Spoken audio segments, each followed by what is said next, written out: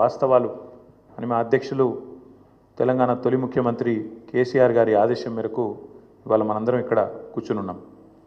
నిజంగా నిన్న రేవంత్ రెడ్డి గారు మాట్లాడిన మాటలు చూస్తే స్వతంత్ర భారతదేశ చరిత్రలోనే అత్యంత అసమర్థుడు, ఒక చేతగానివాడు, ఒక పనికిరాని దక్షత లేని పాలకుడు ఇంకొకరు లేరు ఈ దేశంలో అనేది మాత్రం తేలిపోయింది.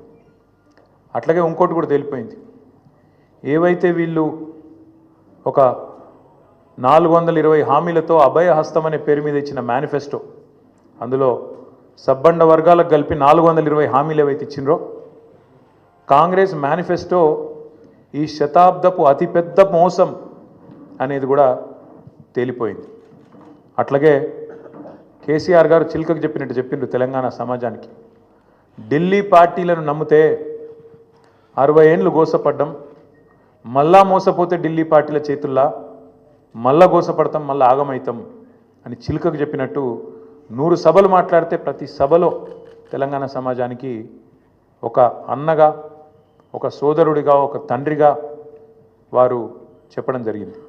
ఆనాడు ఎన్నికల నాడు కేసీఆర్ గారు చెప్పిన ప్రతి మాట, ఢిల్లీ పార్టీలను నమ్మితే ఆగమైతే తెలంగాణ అని చెప్పిన మాట అక్షర సత్యం అని చెప్పి ఇవాళ రుజువు అయింది. ముఖ్యమంత్రి గారు మాట్లాడుతూ నన్ను ఎవరు నమ్ముతలేరు, అప్పు ఉడతలేదు, ఢిల్లీకి వెళ్తే దొంగను చూసినట్టు చూస్తుండ్రు,